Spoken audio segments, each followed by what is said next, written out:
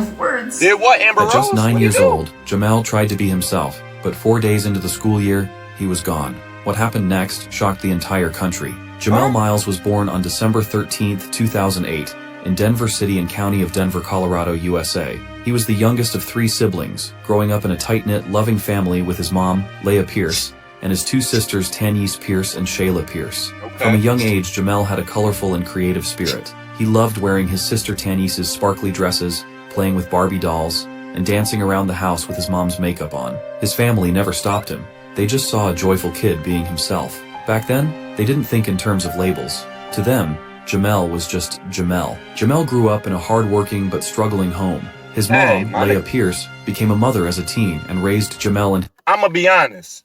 If it was my son, it was never happening. And I know y'all can hate me in the comments. Y'all can say, "Oh my gosh, I can't believe that you're homophobic. You're that." I'm not none of that, bro. My kids personally are just not doing that, bro. Like if my kid is playing with something that's he shouldn't be playing with, I'm taking it away from him. He's not playing with it, bro.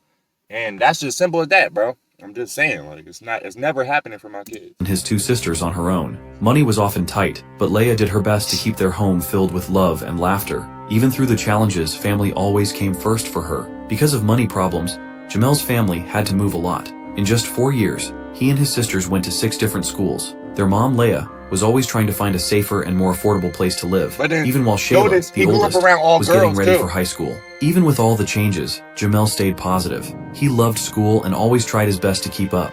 When he was about... That's why it's good to have fathers in the household. Y'all fathers, stop leaving, stop being deadbeats, stop going to the store to get some milk, never coming back, cuz your son needs you. You feel me? 6 or 7, Jamel shared something personal with his big sister Shayla. He told her that he liked other boys. Shayla didn't flinch. Her response was warm and simple. She loved him just the same, and it meant the world to Jamel. At the time, no one else in the family knew, just Shayla. Then in January 2018, halfway through the school year, Leah enrolled the kids in a new school, Joe Shoemaker Elementary in southeast Denver. Jamel was in 3rd grade, and his sister Tanyese was in 4th. The school was just a mile from their new apartment, and Jamel was excited. After touring the school, he came home smiling, saying he couldn't wait to meet new teachers and make friends. For Leah, this felt like a fresh start. Maybe this school would finally be the one where things got better. Transitioning to the new school was especially tough for Jamel's sister, Tanyese. Not long after they started at Joe Shoemaker Elementary, she began telling their mom that she didn't want to go to school. She'd say her head hurt or that she was too tired. When Leah asked what was wrong, Tanyese explained that other students were being unkind to her. Leah called the school and reported what Tanyese was going through. The school tried a different approach. Instead of removing the students who were making Tanyese feel unsafe, they allowed her to leave class anytime she felt overwhelmed. And where would she go? Straight to her little brother. Jamel, in 3rd grade at the time, would quietly make room for his sister in his class until she felt okay again. At school, Jamel became her safe place. She later said, "I felt safe with him." Jamel took that role seriously. On February 26, 2018, there was an incident at school. A student had reportedly been picking on Tanyese, and Jamel stepped in to defend her. Things got tense, and the school addressed it through their restorative justice program, where students involved in conflicts sit down and talk things out. Staff members said Jamel wasn't the kind of kid who caused problems. He was known for being kind and thoughtful, but even kind kids have a breaking point. That day, he did what he always did, stood up for someone he loved. In April 2018, Jamel broke down one night at home. He cried to his older sister Shayla, saying he felt sad, angry, and overwhelmed, but didn't know what to do. Shayla told him to talk to their mom, but Jamel said, "I can't." He didn't want to. What to do? Fight that nigga. What you mean? What you mean what to do? Cuz whatever do you do when a nigga bullying you? You fight that. You rumble the cuz. Come on. Yeah, you throw hands with cuz. We not on that.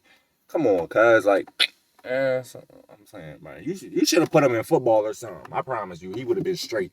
If you would have put him in football, he would have been.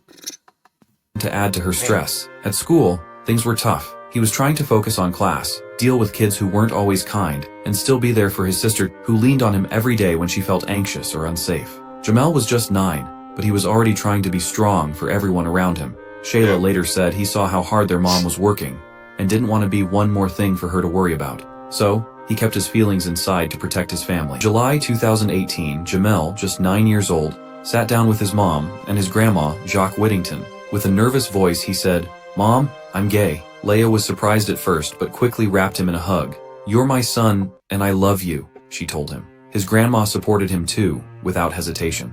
Jamel had actually come out to his older sister Shayla a couple of years earlier, and she had met him with the same love and warmth, but this time felt different. He had finally told the people who mattered most, and they accepted him for who he truly was. His family later said that in those days after coming out, Jamel never seemed happier.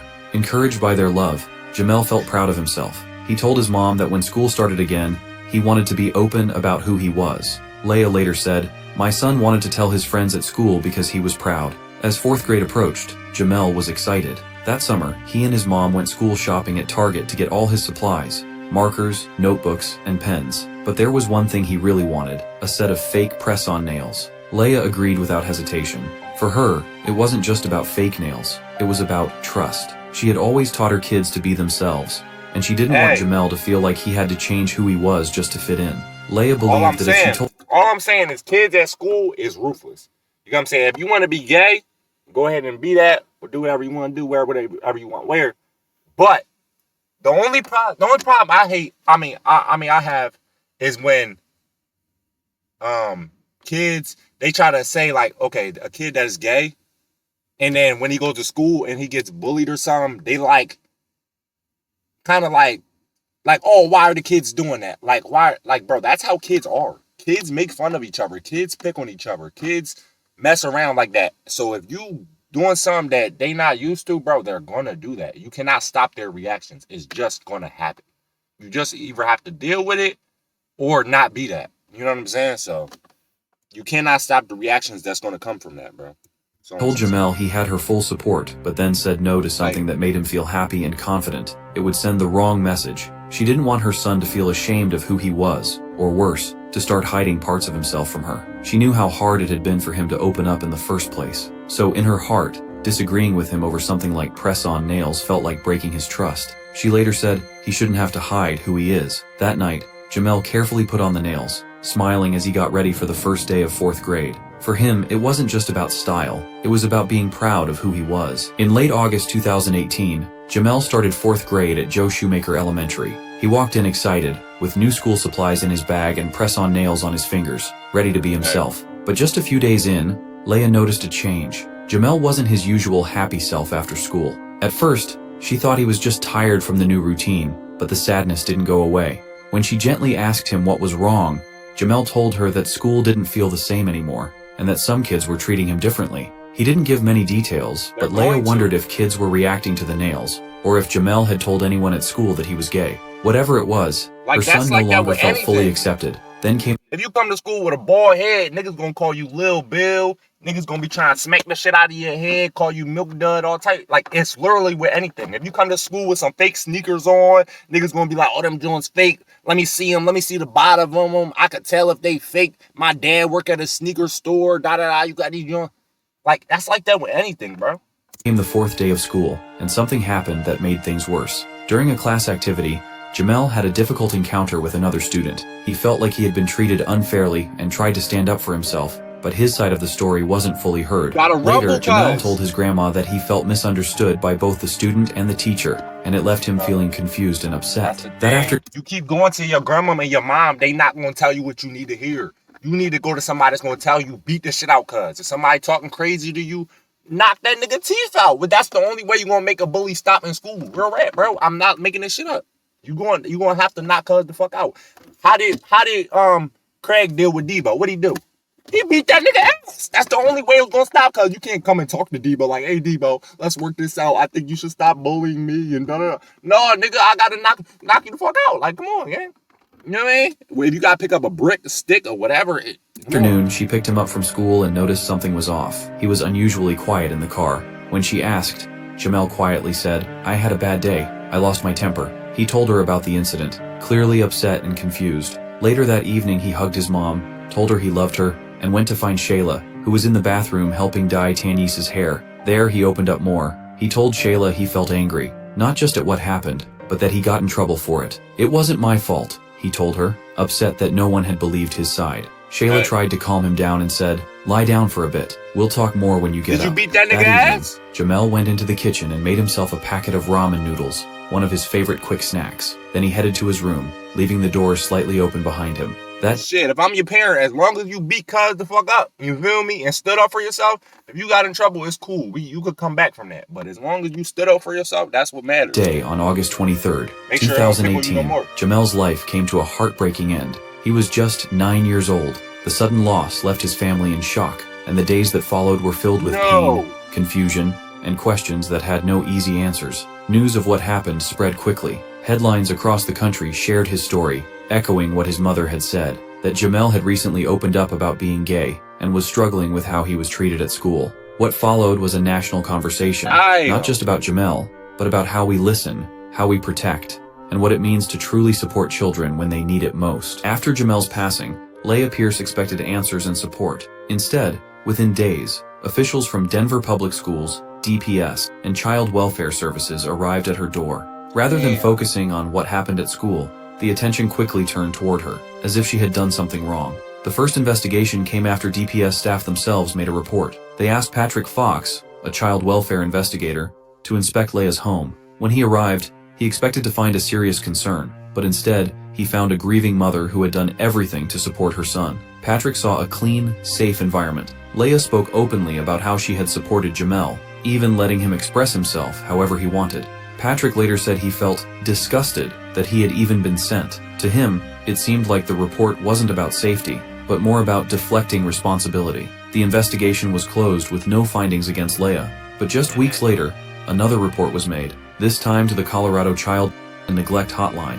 Someone from Joe Shoemaker Elementary had claimed that Leah wasn't providing enough mental health care to her surviving daughters. That report triggered a second investigation, led by Arthur Trass, a veteran caseworker with Denver Human Services. When Trass visited Leah's apartment, he found a home shaken by loss. There were dishes in the sink and clothes on the floor, but nothing suggested neglect. Leah broke down in tears as she answered his questions. She explained she was doing everything she could for her girls, and that therapy was planned. Her mother, Jacques Whittington, confirmed this. After speaking with the entire family, Trass found no signs of abuse or neglect. In his view, the school's report wasn't about concern, it was about covering itself. He later said, "It seemed like the school was more focused on protecting itself." He officially marked the case as unfounded, but when his supervisors pushed him to reopen the case after another call, Trass had enough. In October, That's why I said, they should have put him in football, because even if he's gay or whatever,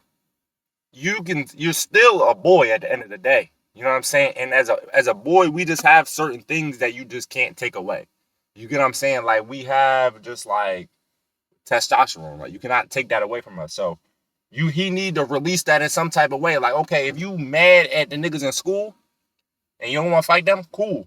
Go out on the football field, take that out on the football field. You know what I mean? Go truck a nigga, you know what I mean? Go sack somebody, go, you know what I mean, pick six, you know what I mean, moss a nigga, somebody, do something. You feel me? Get them in some basketball, get them in some boxing, go in the ring, you know what I mean, knock a nigga. You know what I mean? Something to take that out. You need that as a kid. Or even if he just goes outside and plays with friends and they go on the football field and play or something like, even that, you know what I mean? Just something. For 2018, he later resigned. Because you can't just have all that built up, just like stuff inside you, you know what I mean? And you don't take it out on nothing. It's like, saying he no longer felt the system was being fair to a mother who had just experienced such a heartbreaking loss. At the same time, the school district struggled with how to respond. And that's why boys like playing sports a lot, because it gives you an outlet to take that stuff on. Whatever you dealing with on the outside world, whether you arguing with friends, whether you arguing with family, whether you got problems at school, whether you just failed a test, when you get in on that basketball court, or when you get in that football field, or you get in that soccer field or whatever, it just gives you an outlet to just take all that shit out. You know what I mean? That's why niggas that play sports play with so much aggression, and just like they be screaming, because it's like it just really just give you a time to just take all that stuff out. And this is some real shit. I'm just giving y'all the game. You feel me? If I have a son, he's immediately going to sports. My nigga gonna be playing sports in diapers. You know what I'm saying? He gonna be on the court crossing niggas up in diapers. He crawling, crossing niggas up. You feel me? Key DPS staff later backed out of interviews about his case. The district eventually released a public letter saying they had found no warning signs and promising policy reviews focused on LGBTQ+ support. But Leah felt the message ignored the broader issues and lacked real accountability. In the end, Leah moved in with her mom for support. She started therapy with her daughters, just like she said she would. Despite everything, The grief, the blame, the silence. She stayed strong. She held on to every memory of her son, from his silly dances to the unicorn sticker he left in the bathroom. Jamel Miles was more than a headline. He was a joyful, brave, loving child. And while his life was short, his story continues to push for change, so that no other child ever feels the pain he carried, and no other mother has to fight for her child's truth to be R.I.P. seen. Cuz, though. R.I.P. for sure. But here's what I will say. Because I know a lot of people going to say this. They're going to think, oh, well, he was born gay. I do not believe that you can be born gay, bro. That is cap. When you are born, you don't know anything. You don't even know what gay is. You don't even know what a boy or a girl is. So how is somebody born knowing they like boys if you don't even know what a boy is? You don't know what a girl is. You don't know what gay is. You don't know what a relationship is. You don't know what a kiss is. You don't know what a hug is. You don't know what sex is. You don't know anything. So how are you born knowing? The only thing, as we're born, as we grow up, we learn from the environment around us. You know what I'm saying? That's how you learn what a girl is, because your mom probably told you. That's how you learn what a boy is, because your mom probably told you or something. Like, you don't just know these things as soon as you come out the womb. So that, I feel like his environment shaped that, because he grew up around all girls. He grew up around sisters. He grew up seeing them do their nails. He grew up seeing them do their hair. They said he was like putting on the makeup or whatever. He's seeing them doing their makeup. You get what I'm saying? All these things influence him. Now, am I saying it's wrong to influence him? Bro, it's not. I'm not him. Like, I'm not him. That's not my kid. I don't care. Like, if he chose that path, that's his path, man. You get what I'm saying? If you choose that path. But at the end of the day, it is sad that he took his own life, man. R.I.P. to Cuss. He was only 9 years old, man. That's crazy, bro. Oh, man. Let me know how y'all feel about it down below in the comments. If you enjoyed this video, go leave a like or drop a comment down below. Subscribe and turn on notifications. We go catch y'all in the next one.